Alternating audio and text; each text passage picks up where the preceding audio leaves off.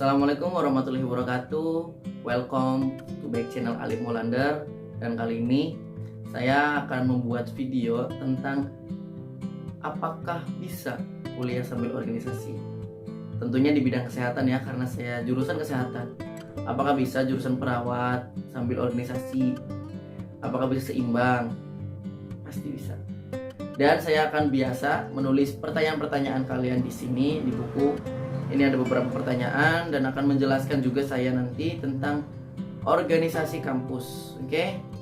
Tapi sebelumnya jangan lupa buat kalian yang belum subscribe channel saya, langsung aja di share dan subscribe, karena dengan kalian mensubscribe channel saya maka saya akan semangat lagi. Dan video ini jika bermanfaat maka jangan lupa share atau bagikan ke yang lain. Oke? Saya mulai dari mahasiswa dulu teman-teman. Buat kalian yang ingin ikut organisasi, kalian harus paham apa itu mahasiswa. Maha adalah besar, siswa adalah orang terdidik. Jadi artinya mahasiswa itu orang yang terdidik teman-teman. Dan kita mempunyai 3 tridharma perguruan tinggi. Yang pertama, pengabdian, penelitian, dan pendidikan. Pendidikan, penelitian, dan pengabdian masyarakat. Itu tridharma perguruan tinggi. Jangan sampai lupa, karena banyak mahasiswa yang ditanya apa itu tridharma perguruan tinggi dan mereka nggak tahu, padahal dia anak organisasi. Kemudian ada 4 juga teman-teman fungsi mahasiswa yang kalian harus pahami sebelum kalian ikut organisasi. Yang pertama adalah agent of change, sebagai gerakan perubahan. Siapa lagi kalau bukan kita yang merubah masyarakat, merubah pemerintah, ya kan? Karena kita anak muda, karena kita kaum intelektual, jadi kita layak akan merubahnya. Yang kedua adalah social control. Kita yang mengontrol, kita yang memberikan aspirasi, kita memberikan kritikan ke pemerintah. Kalau bukan kita, siapa lagi? Ya kan? Kita selagi muda berjuang, mengkritik, dan tetap dengan etika yang baik. Itu adalah social control. Dan ketiga adalah moral first. Beretika, bermoral. Karena lagi-lagi teman-teman, kita sebagai mahasiswa, orang yang pemuda mungkin pelin-pelan atau jiwanya masih muda gitu kan, kadang etikanya kurang. Tapi percayalah, belajar berorganisasi, dengan begitu kalian bisa beretika baik. Jika tidak, di luar pun bisa, di dalam pun bisa, tergantung kaliannya. Yang penting jangan lupa moral first. Kalian harus bermoral atau beretika kepada orang yang lebih tua terutama. Oke? Itu yang ketiga. Yang keempat adalah iron stock, yaitu kalian sebagai penerus bangsa ini, sebagai generasi. Contoh, sekarang Menteri Pendidikan Pak Nadiem, suatu saat nanti bisa kalian. Sekarang Presidennya Pak Jokowi, siapa tahu bisa kalian. Karena kita adalah iron stock sebagai generasi penerus teman-teman. Kita Allah yang akan menduduki di kepentingan-kepentingan atau stakeholder. Kalau bukan kita, siapa lagi? Kita mahasiswa, karena kita pemuda. Kita tunjukkan kreatif kita, inovatif kita, dan intelektual kita. Oke, itu adalah 4 fungsi mahasiswa. Oke, setelah itu baru saya masuk ke organisasi. Organisasi kampus dengan sekolah itu sangat berbeda teman-teman. Sangat berbeda. Karena ketika di sekolah kita masih didampingi oleh guru atau pembina. Sedangkan di kampus kita berinteraksi lebih banyak, mengeksplor ilmu-ilmu yang kita mau, berintelektual, membaca buku yang banyak, dan melakukan riset-riset. Itu yang membedakan. Dan di organisasi kampus itu ada beberapa juga teman-teman yang kalian harus ketahui. Yang pertama adalah ada UKM. Unit kegiatan mahasiswa seperti futsal, badminton, basket, bela diri, karate, silat, ataupun lain sebagainya. Kemudian ada paduan suara. Kemudian ada juga yang namanya tari saman, tari tradisional, tari balet. Ada. Tergantung UKM yang ada di dalam kampus kalian.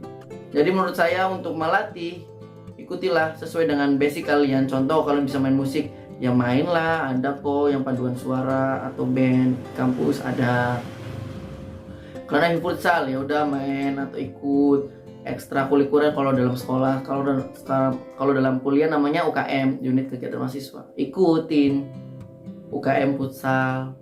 Jika kalian bisa bermain badminton, ikuti UKM badminton sesuai basic kalian teman-teman. Tapi nggak mungkiri kalau kalian main belajar, silakan. Karena biasanya kalau kalian gabut karena kuliah, capek, pusing, ya refreshing lah, olahraga, gitu, teman-teman. Itu UKM. Yang kemudian adalah HIMA. HIMA terbagi menjadi 2 teman-teman. Himpunan mahasiswa, yaitu biasanya terdiri dari beberapa jurusan seperti waktu saya HIMA WDH dan HIMA Mazda. Hima WDH terdiri dari kebidanan dan keperawatan, sedangkan Hima Mazda terdiri dari rekemedik, farmasi, dan kesehatan masyarakat. Tetapi sekarang udah dirubah semua menjadi HMJ, Himpunan Mahasiswa Jurusan. Jadi setiap jurusan mempunyai himpunan tersendiri. Dan itulah lebih enak sih, karena lebih fokus ke jurusan kalian sendiri. Setiap jurusan mempunyai himpunan, maksud saya teman-teman. Dan kemudian yang terakhir adalah paling atas adalah BEM, Badan Eksekutif Mahasiswa.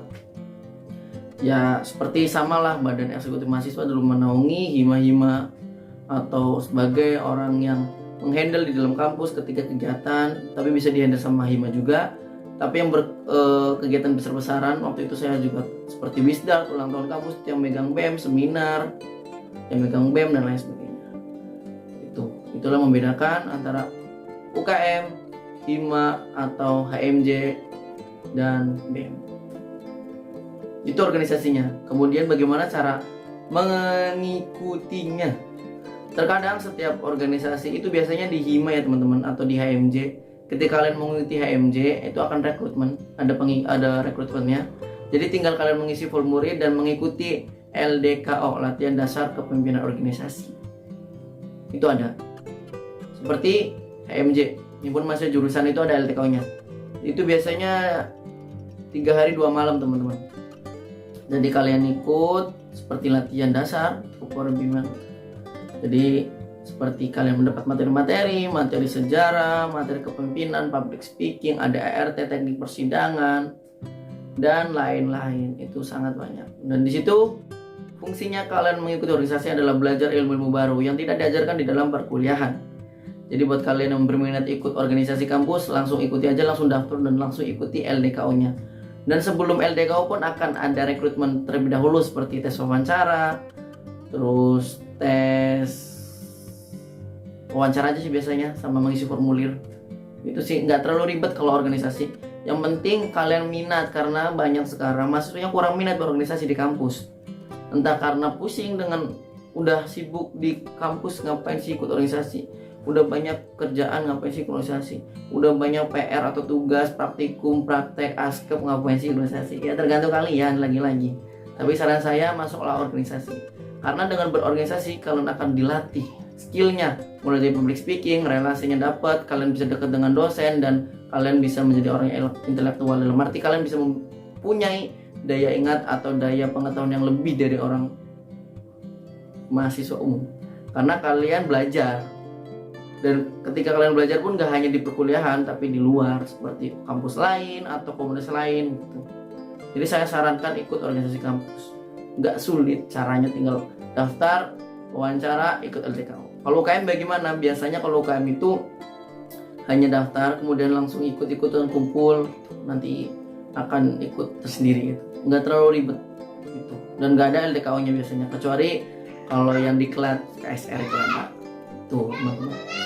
Karena lagi-lagi di perkuliahan adalah melatih skill-skill kalian, ilmu-ilmu kalian, apa yang kalian inginkan, itu ada semua di perkuliahan. Jadi jangan sia-siakan lah. Jangan sampai kalian menyesal, karena hal yang bikin menyesal ketika perkuliahan adalah kalian tidak berikut organisasi. Kalian gak punya relasi, kalian bingung ketika mau kerja kemana tapi gak punya teman. Kadang kalau anak mahasiswa yang ikut organisasi, ketika lulus kuliah itu gampang nyari kerjanya. Karena apa? Karena banyak relasinya, banyak teman yang ngajarin, bro di sini ada job nih, bro di sini ada kerjaan nih, ada lowongan nih, yuk kerja sini. Itulah fungsinya organisasi. Dan ketika kalian ikut organisasi, kalian akan mendapatkan banyak banget manfaat. Yang pertama adalah dekat dengan dosen. Pasti. Karena apa? Karena setiap kegiatan berhubungan dengan dosen, dan kalian akan ngadain kegiatan, contoh cek kesehatan. Konsulnya dengan siapa? Dengan dosen. Dan karena akan dekat dengan dosen, itu kalian akan lebih mudah biasanya. Apalagi kalau dosennya ngajar ke kalian. Saya juga pernah diajar oleh dosen dan mendapatkan nilai lebih gitu. Karena itu udah membantu mereka. Kalau enggak, kadang emang anak organisasi aktif gitu kan, public speakingnya bisa, dan bisa berdebat atau bertanya, lebih aktif lah di kampus biasanya kalau anak organisasi. Tapi yang anak non organisasi juga banyak. Tapi yang bikin lebih unggul itu biasanya anak organisasi. Tergantung bagaimana cara kalian berkembang di organisasi.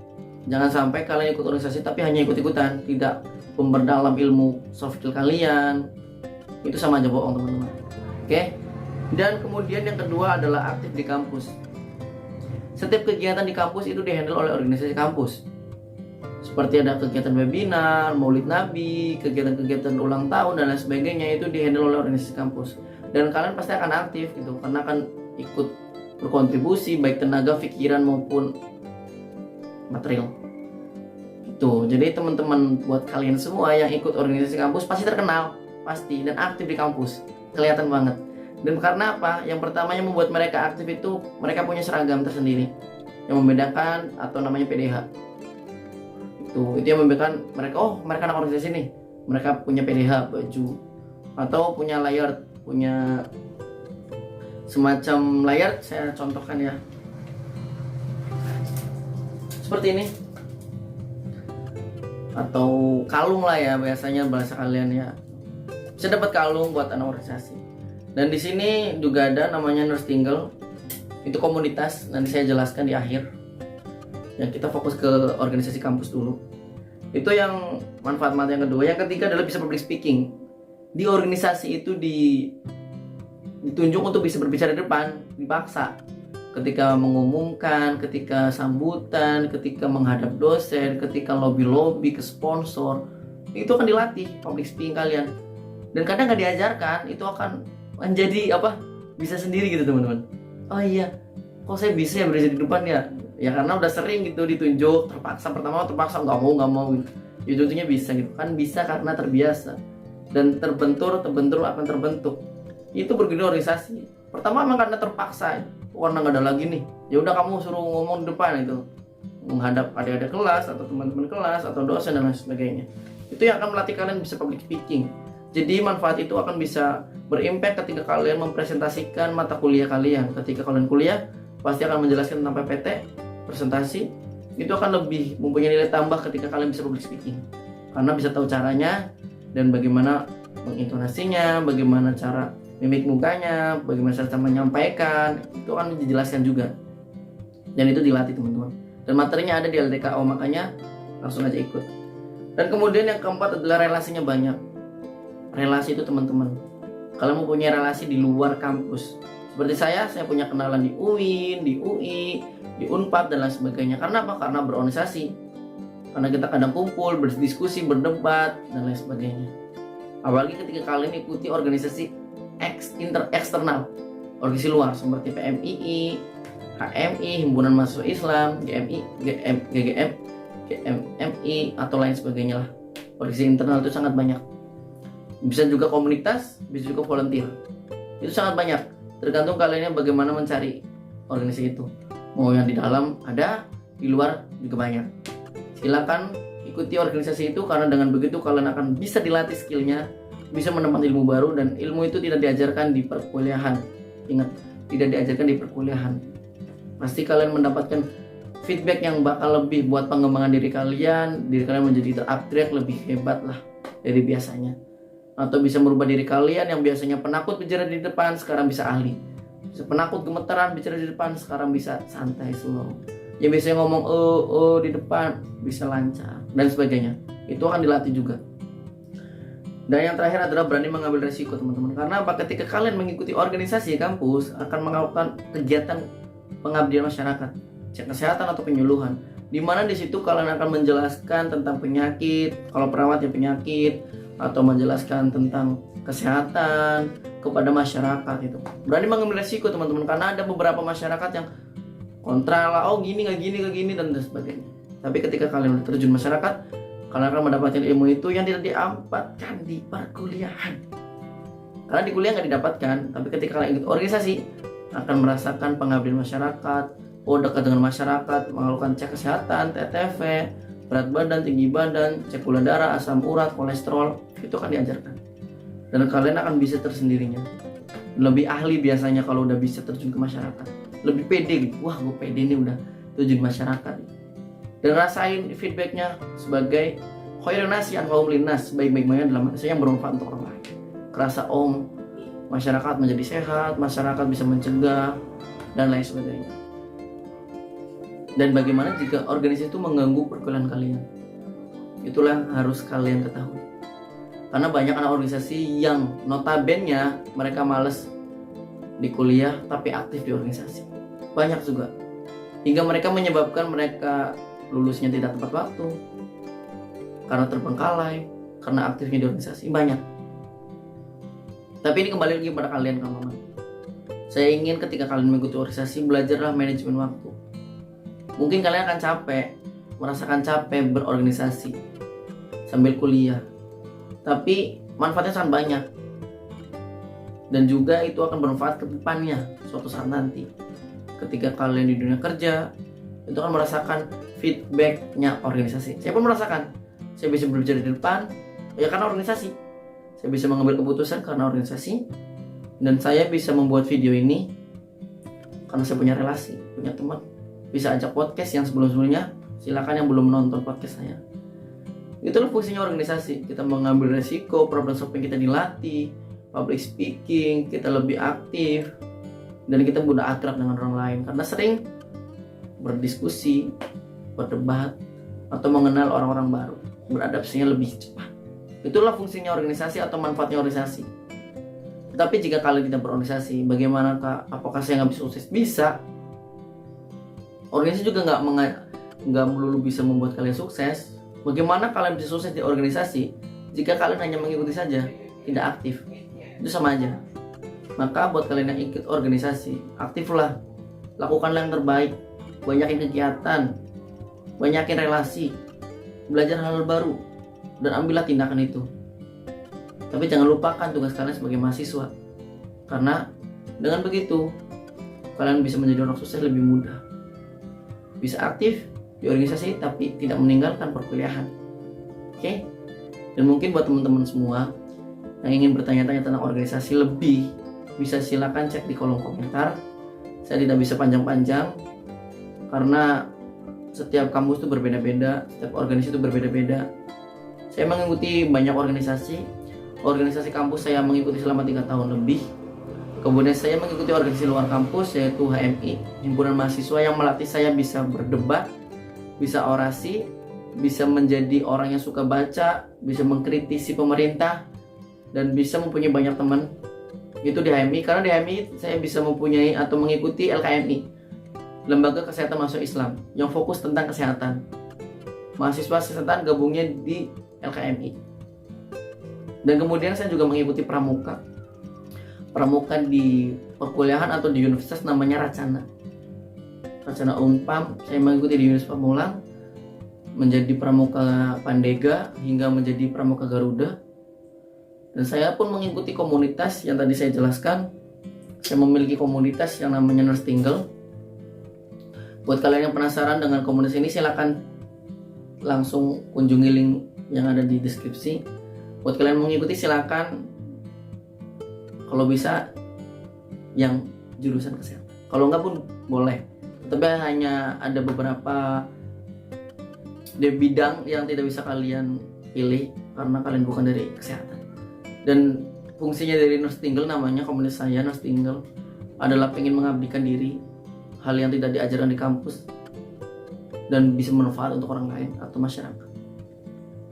Dan mungkin itu aja teman-teman yang bisa saya sampaikan. Buat kalian semua yang belum subscribe, silakan subscribe terlebih dahulu, langsung aja di tombol bawah berwarna merah. Dan buat kalian yang ingin mengetahui hal baru atau lain sebagainya, silakan cek kolom komentar. Saya sangat bermanfaat. Saya sangat senang jika kalian aktif di kolom komentar. Ingin bertanya silakan, saya akan jawab satu persatu pertanyaan kalian. Dan mungkin itu aja yang bisa saya sampaikan. Kurang lebihnya saya mohon maaf. Wassalamualaikum warahmatullahi wabarakatuh. Bye bye.